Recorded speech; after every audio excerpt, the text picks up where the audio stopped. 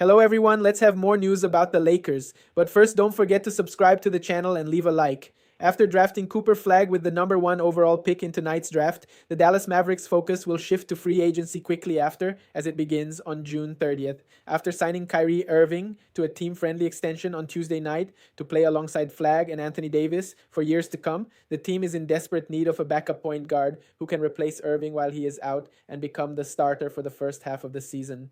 The Mavericks have already shown interest in bringing Dante Exum back to come off the bench and provide guard depth, but the Los Angeles Lakers are lurking in the shadows. According to Lakers insider Anthony Irwin, Los Angeles is interested in signing Exum in free agency, especially if they can land him on a veteran minimum contract. The Lakers, like the Mavericks, need some more ball handling ahead of next season, and reuniting Exum with Luka Doncic would be a sneaky good signing for Los Angeles, while quietly being a significant loss for Dallas.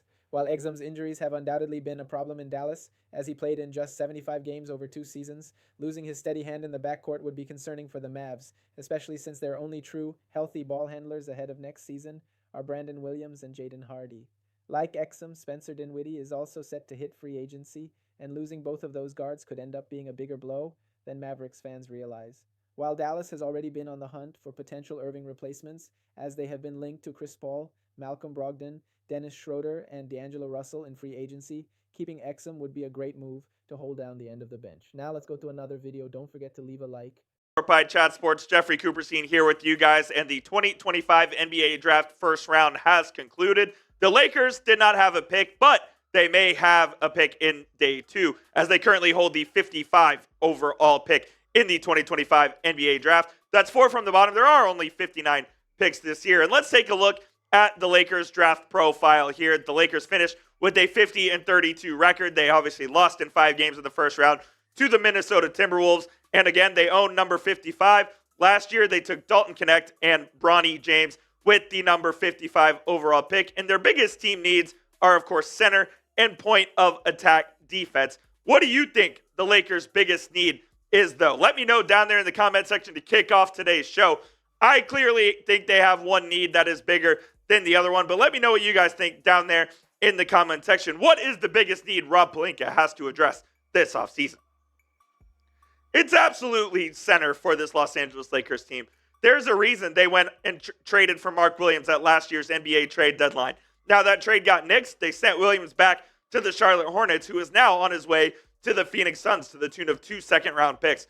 So in today's show, I did want to take a look at 5 possible selections the Lakers could make at number 55 overall, and we're going to keep a theme here with big men, starting with my guy Ryan Kalkbrenner, the big out of Creighton. I've always loved Ryan Kalkbrenner and love what he brought to that Creighton Blue Jays team. Here's his scouting report from our draft expert, Nick Roloff.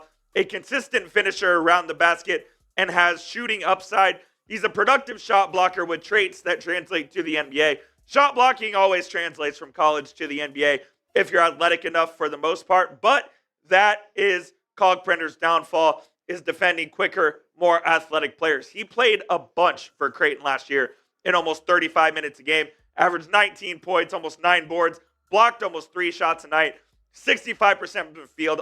Most of his field goal work was right around the rim, so that's why his field goal percentage is super high.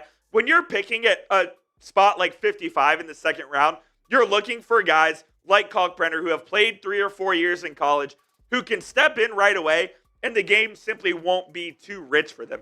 I think Kalkbrenner certainly fits that bill. If you get him at 55 and you put him in to the Lakers lineup next season as a backup center, could he give you 5 to 10 minutes a night? I think that's really all you're looking for if you're Rob Pelinka and the Lakers. You can see his testing numbers on screen. He's got a 7'6 wingspan and a 9'4 standing reach. Not going to jump super high. He doesn't need to, though, when he's that big. Kevin O'Connor of The Ringer, one of the premier draft experts in the world right now, had this to say on Kalkbrenner. He's a throwback 7-footer who owns the paint, swatting shots with his giant wingspan and dunking everything in sight. Like we said, 65% from the field. It's a bit strange he isn't a better rebounder for his size, but as a super senior, played 5 years in college. He's also developed some sneaky passing and shooting skills that hint at a bit of a higher upside. And I couldn't agree more with Kevin O'Connell than what he said right there. He does have some upside that could make him into a rotational big. here in the NBA. And again, that's really all you're looking for right there in what the Lakers potentially need. You're looking for someone who has played, who can step in and not look completely out of place. In Ryan Kalkbrenner, you're getting that. Now, I'm not sure Ryan Kalkbrenner is making it to number 55 overall. So that's why we talked about him first, because I think he's the best player of the guys that we are going to talk about here. If the Lakers ended up with Kalkbrenner at 55, I think they should be absolutely thrilled with that. Let me know down in the comment section. Shout out your guy. Who should the Lakers take at number 55 overall? I want to hear from you down there in the comment section. Let's move on to Vlad Golden of the Michigan Wolverines. Golden was on the Florida Atlantic team that made the Final Four as well. The big man who has played a decent amount in college as well. A huge frame who also showed flashes of developing a jump shot last season for the Michigan Wolverines under Dusty May. He can finish plays from the post with a variety of moves and touch. He does have a decent touch around the rim. I agree with our guy Rolly there. And will likely struggle switching onto players because he doesn't have that great lateral movement that you would need to effectively guard people in today's NBA. Last year at Michigan, averaged 16.7 boards right on the dot, a block and a half a night, 60% from the field. He's another guy like Kalkbrenner, who's that throwback five that you're not going to stretch the floor with him whatsoever, but if you need a guy to go plug the paint, eat up 6 fouls, which you have in the NBA, you could look at Vlad Golden to do just that. Here's what Kevin O'Connor had to say on the former FAU and Michigan big man. Golden is a large Russian center who excels at scoring at the rim with soft touch, and as a senior began to shoot jumpers. Concern about his defense and athleticism put him in the second round, but has the overall skills to be a rotation big. I watched Golden quite a bit in college through his time at Florida Atlantic and at Michigan, and a rotational big is absolutely, in the cards for Vlad Golden. You can plug him in there, and he's not going to look completely out of place. Golden, again, he's not going to wow you on the defensive end, but he does have a soft touch around the rim. If he can continue to develop that jump shot, I really do think Golden would be a decent pick at number 55 overall for the Los Angeles Lakers. Now, here is a pick that is super polarizing and someone that may not even end up getting drafted, but if I were the Lakers, I would take a long, hard look at Johni Broome out of Auburn, one of the best players in college basketball last season. Finished close to, he was like a runner-up, if not one of the Player of the Year awards next to Cooper Flagg out of Duke. He's a hardworking and communicative player on both ends of the court. Great post game, especially on the offensive end, and playmaking ability out of the post, and a very good finisher around the rim. The only problem with Johni Broome is he's not going to wow you with his athleticism, and he's not going to shoot very well. But what he can do is rebound the basketball, and he can score around the rim. 18 and 10 last year for the Auburn Tigers, 2 blocks a game. Auburn was one of the best teams in college basketball all of last season, and it was because of Johni Broome. Now, he did get hurt throughout the tournament and kind of hampered their chances to go all of the way. But I love Johni Broome, the player. If you're getting him at 55, I'm cool with that, man. I think that would be a good pick for them. His testing numbers, as you see on screen right there, are 7 foot, 1/4 wingspan, which is kind of low considering he's about 6'10 in height. His standing, not a very good vertical at just 24 inches with a max of 28. So he's not going to wow you with the athleticism like we said. Decent shuttle and all that. The shooting stuff doesn't really matter because it's against air. But Broome could certainly be someone that the Lakers look at. And Kevin O'Connor thinks Broome is a superior senior who brings a ready-made game as an interior finisher with the passing feel and tone-setting defense. His shaky jumper, though, has not progressed as much as NBA teams would hope. So that's why Broome is falling very close to the end of the draft, maybe not even drafted. I'll say this. If he doesn't get drafted, I think that one of the Lakers' first calls should be to Johni Broome's agent to try to get him on a UDFA deal. We'll talk about a couple of more players here in just a moment, but before we do, I need to tell you guys about our friends at Fanatics. Go to chatsports.com/2025 draft hats right now and get your Lakers draft hat today. Looks super fresh with the white this episode of Mavericks Today. Clifford Omoruyi, the big out of Alabama. We're going to talk about a couple of Alabama players here. Clifford Omoruyi, the brother of Eugene Omoruyi, who was a draft prospect a couple of years ago, is a very good athlete with the prototypical wingspan of a big. He uses his size super well with great rebounding and blocking numbers, as you can see on your screen there. 6.5 boards, to go along with 8 points and 74% from the field. He just isn't going to be great on the offensive end. He's a guy that's an uber athlete. He is just, look, if you're looking for Clifford Omarui to sign on a two-way deal to go play down with the South Bay Lakers out in the G League, you can absolutely do that. But if you're drafting Omarui at 55 overall, I don't think you're expecting him to contribute like you would a guy like Vlad Golden, Ryan Kalkbrenner, or Janai Broom, who we have already talked about on today's show. Omarui is not that guy. He's more of a project who you would have to develop. And then maybe in a couple of years' time, he could be a contributor to the Lakers team. The final guy we'll talk about here on today's show is his teammate, Grant Nelson, who projects more of as a 4. He's a guy I really liked even a couple of years ago when he was at North Dakota State before he transferred to Alabama. Super versatile and athletic forward who can do it all on the offensive end. He can handle the ball. He can create his own shot. He can put it on the floor and go to the rim. He has good length at the rim on defense as well. He not a great perimeter defender, but he certainly can do it there. He's an inconsistent shooter. He's not super physical as well. He's shown ability to shoot the three at times in his time at NDSU and at Alabama, but it's not his best by any means. Last year at Alabama, averaged about 11.5, 7.5, and 52% from the field. 7-foot wingspan with a 9-foot 1-inch reach as well. You can see the shooting numbers there. He just went 21 of 50 from three-point range against air, which is not great if I'm being honest with you, even though right around 45% or so. But look, I really like Grant Nelson, the player.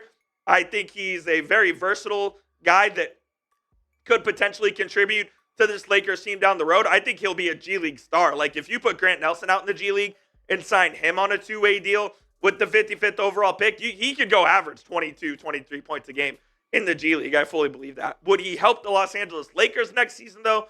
I'm not necessarily sure about that. So we talked about 5 guys here on the Lakers report of who they could take with the number 55 overall pick. And of course, we will have that covered tomorrow. When the Lakers make a move, we have you covered. That's why you hit that subscribe button. It's youtube.com/LakersTV. And we'll see you guys soon here on the channel. Appreciate you watching today's show. Target for your Los Angeles Lakers.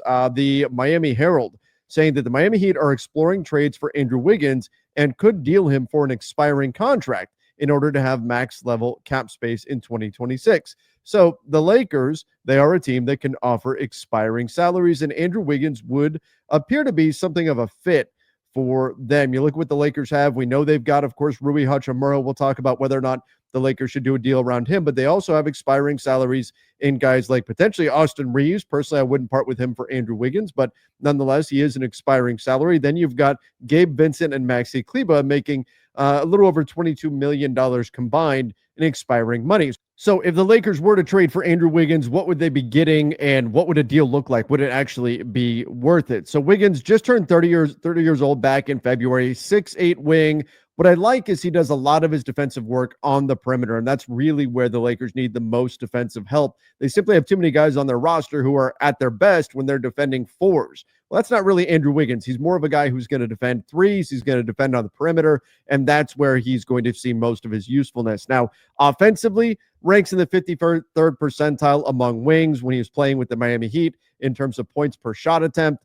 That's okay. I mean, that is the definition of average, right? The 53rd percentile in terms of points per shot attempt. He's a guy who you have to respect behind the arc. Shot 36% from 3 as a Miami Heat. Shot 36% from 3 as his career. Again, very average. That's typically right on league average, right around 36% from 3. So is he a guy that teams are going to be scared of behind the arc? No, but he's good enough to where they have to defend him out there, and that may be all that matters. Now, did put up 19 points per game last season when he was with the Heat. That was only in 17 games, though. Was traded there from the Golden State Warriors in the Jimmy Butler deal. 18 points for rounding up with the Golden State Warriors this past season. I would expect the scoring to not be particularly high with the Lakers because they've got Luka, because they've got Austin, LeBron James, of course. You wouldn't need Andrew Wiggins to score quite as many points. So I think the scoring numbers might drop, but concurrently you would have the efficiency probably come up. He'd be getting good looks in the Lakers offense, 45, 46% from the field. Could you get maybe 37% from 3 out of him on open look? Sure. I think that's within the realm of possibility. And again, all of that is just fine on the offensive end. But what you would really be trading for is Andrew Wiggins and his defense. That's what you'd be looking to get out of Andrew Wiggins. And you look at what he's done here on the glass, the rebounding that he can provide, particularly on the offensive glass. He's done a nice job there over the course of his career. Not as good on the defensive glass, even relative to his position as a wing.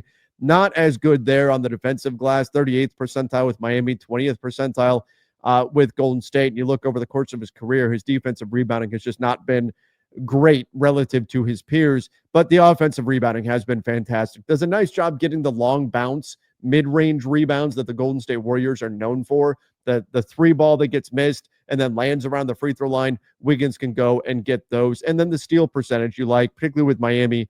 Golden State, he didn't gamble quite as much, but you also like for the position, the block percentage, 1 block per game, 98th percentile with Miami. Maybe that was a little bit high because of a small sample size, but still 82nd percentile with Golden State last season. So does a nice job timing things. Not like he's blocking multiple shots per game, but 1 block per game. He's at least somebody who can pick up some blocks for you. And then, as I said, positionally, he's somebody who does spend most of the bulk of his minutes at small forward. And if you look at over the course of his career, he's been much more effective as a small forward than as a power forward or as a shooting guard. He does have a little bit of positional versatility, but he really is a 3. Whereas a guy like, say, Rui Hachimura can look at and say, is his best position maybe actually power forward? He fit in fairly well with the Lakers at the 3, but Andrew Wiggins is more of a true, definitive small forward. That's what he is. He's going to make a lot of his money defending on the perimeter out there. That's not quite what Rui Hachimura is. He's more of a 3-4, perhaps sometimes even a 4-5. And so if we're talking about replacing Rui Hachimura's role and the Lakers needing more perimeter defense, Andrew Wiggins could make some sense in that regard. The only one concern, though, with all of this is Wiggins, his on-off numbers. He's been a net negative for the last few seasons on his teams, whether it was the Warriors or the Miami Heat. They've been better with him off the floor than on. And then you look at Golden State season before last, the defensive numbers certainly not encouraging there. And the same thing with Miami. But he has gone through some stuff. And if you think you're getting the best version of Andrew Wiggins out there with the Los Angeles Lakers, he does make sense as a target. I think that positionally, I think that skill set wise, he is a fit with this team. So then how do you make a trade work for Andrew Wiggins? Well, the Lakers, they do have these expiring salaries. Now, Miami is already rumored to have tried to get into the mix on Kevin Durant using Andrew Wiggins as well as other assets. I think that's their preferred route. That will always be the preferred route of the Miami Heat, is to chase the big names. But the rumor being that they want to clear salary to make a run in free agency in 2026. Now, ironically, one of the guys that they would be targeting in 2026 would be Luka Doncic if he actually is available and out there on the market. Another player would be Austin Reeves. Now, Luka, the Lakers hope will sign an extension coming up here in August 2nd. He can sign that extension. And assuming he does sign that, which right now we have every indication to believe that he will, that will take him off the market. But then that would also give Miami less incentive to trade away Andrew Wiggins to open up cap space for the summer of 2026. And then Austin Reeves, the same thing. He will be offered a contract extension. I'm quite confident of that this summer, but it will still be below market value. So Reeves actually has some financial incentive to wait until next summer in free agency. And that's when teams like perhaps the Miami Heat, with plenty of cap space, could come calling for Austin. So that's a little bit of a tricky situation here, where if you're the Lakers and you're worried at all about losing, say, Luka, or more specifically Austin Reeves, more likely Austin Reeves to be actually a free agent in the summer of 2026, well, you would be making a move here that would open up cap space for the Miami Heat to potentially go after your player. Now, that said, if you were to do a trade for Andrew Wiggins, you'd be taking on salary into 2026 for the Lakers. Right now, their books are very, very clean that year. So they've got a lot of room to maneuver. If we're looking to truly turn the page, and I do think they're going to make moves, I don't know if it'll be today, but they're going to make moves in the next few weeks to try to make this team fit around Luka as best as they can. That's now the plan for this team. It's all about building around Luka, but maintaining flexibility for the summer of 2026 is not something we should just dismiss or try to undersell, because that's where you could truly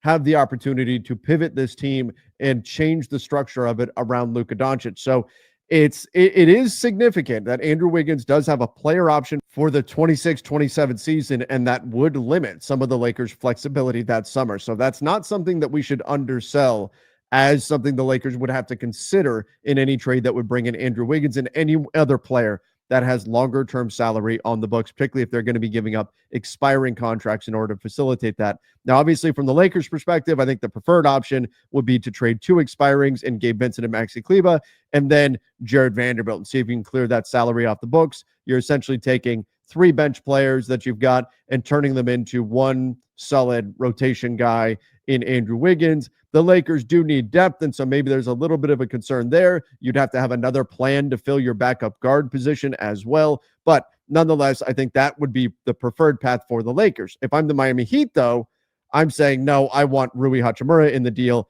and then Gabe Vincent or Maxi Kleba, and then maybe Dalton Connect. Maybe it's draft capital, something like that they would want in addition. Now, could the Lakers say, well, we're giving you just pure expirings, we're giving you Rui, and let's call it Gabe Vincent, who used to be with the Miami Heat. Maybe his powers will return back in Miami, and then we're going to absorb another $30 million in salary for next year. So if you guys want any kind of assets in addition to that, go take a hike. We're not doing that. Potentially, I think there is a little bit of leverage there from the Lakers situation. So could you get a better fitting player without having to give up too much in terms of draft capital, future assets, things of that nature? Get Andrew Wiggins.